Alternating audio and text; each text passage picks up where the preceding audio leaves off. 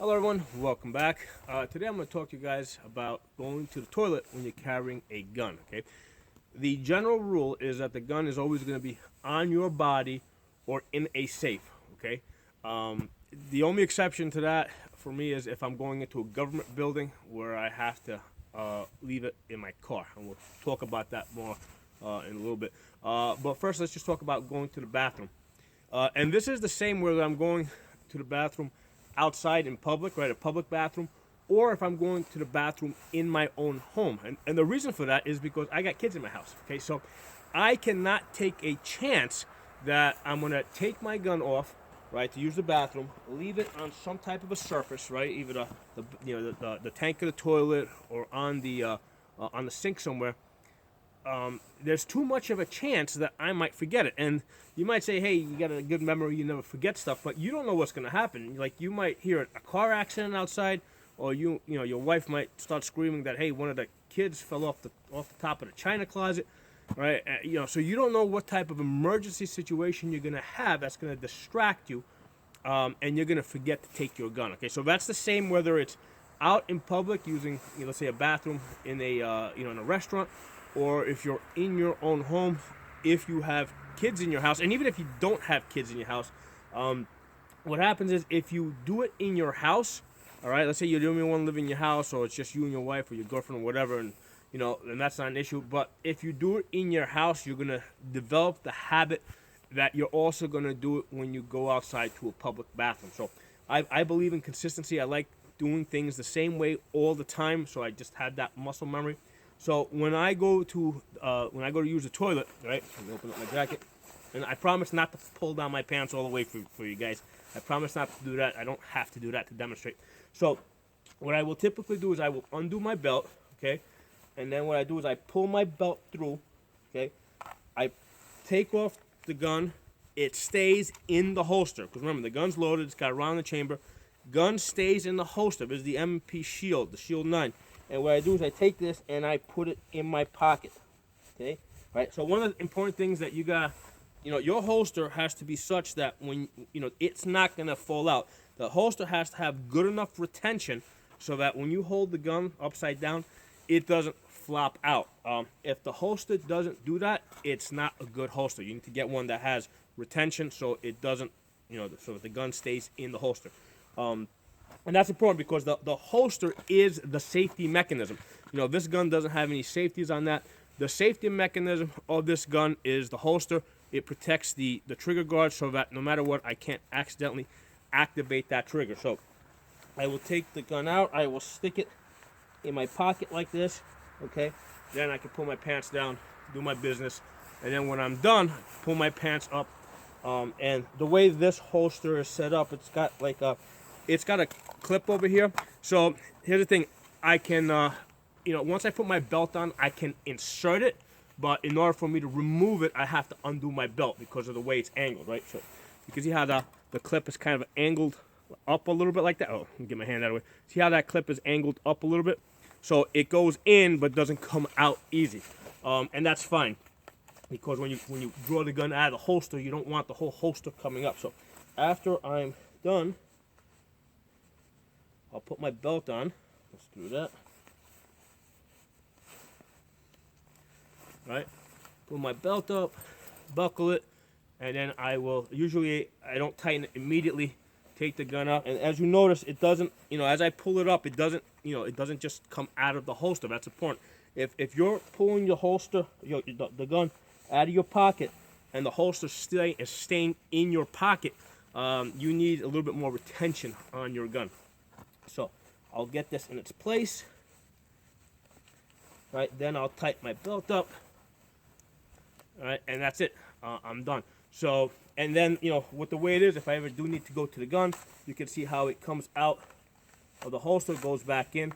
So the holster has enough retention to hold the gun in its place, but then, with a little bit more pressure, it will release it, okay? So gun choice is really important here. I've selected a gun, right, the M&P Shield, that's small enough to fit in my pocket. I've also selected a holster that is small enough to fit in my pocket. Like, I'm not using a paddle holster, right? You see how there's a paddle holster? all right, because it's a little bit bigger. Now there's a place for paddle holsters too, because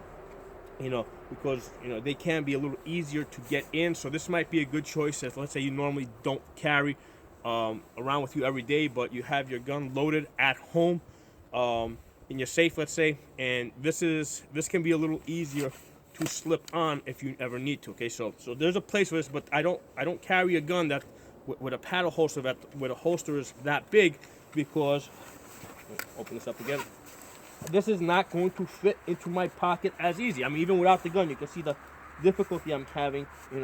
Basically it's going to have to sit like that, which might be an option, but I don't like this because, first of all, if you're in an open stall, right, where you can see out the bottom, I pull my pants down, now you can see you can see the gun over there, and I don't want people to be able to see the gun when I got my pants down. Okay, so that's why I don't like this. I like a gun and a holster that will fit completely into my pocket. Now, let's say you're in a situation where you, for whatever reason, you feel that you need to carry a slightly larger gun, like a Glock 19.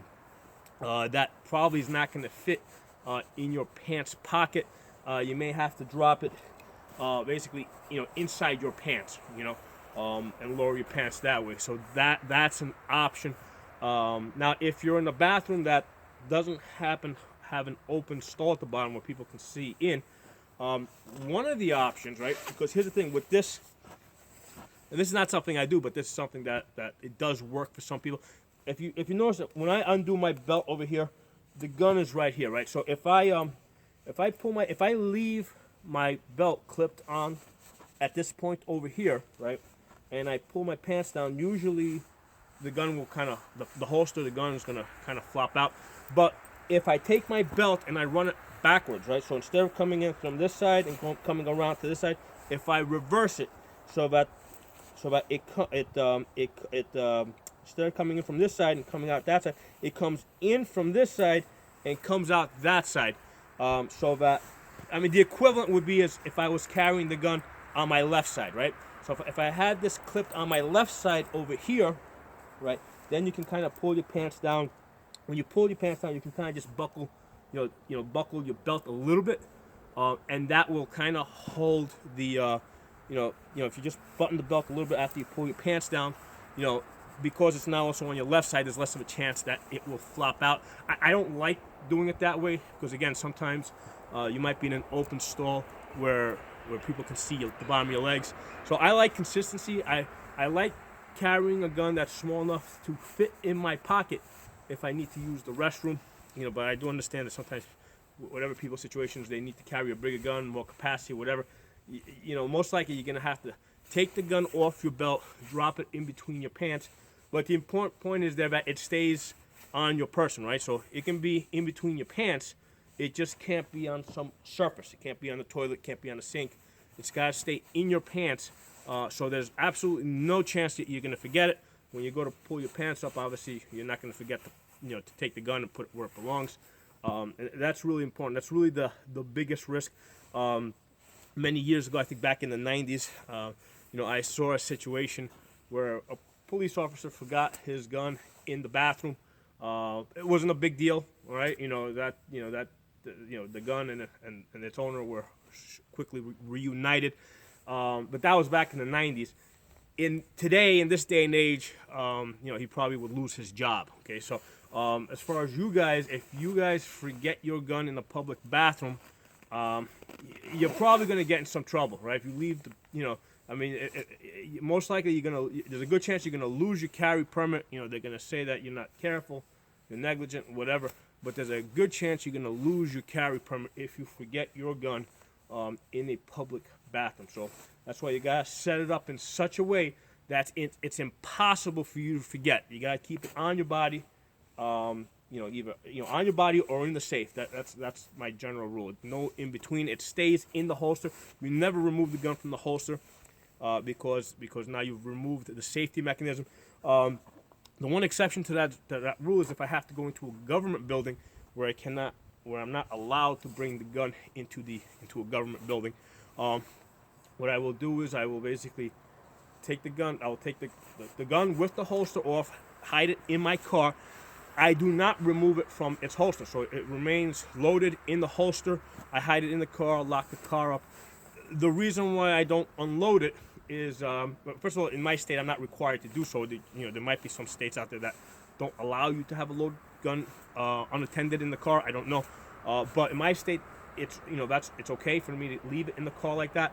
The reason why I don't want to fumble, with unloading it is because once you take it out of the holster, you've removed the safety mechanism. Okay, so there's more of a chance that you're going to have an accident once the gun comes out of the holster, and especially if you're in an area or in a situation out in the public where you're more concerned with who's looking at you, and now all of a sudden you're not looking at your hands, you're not doing something that you normally do.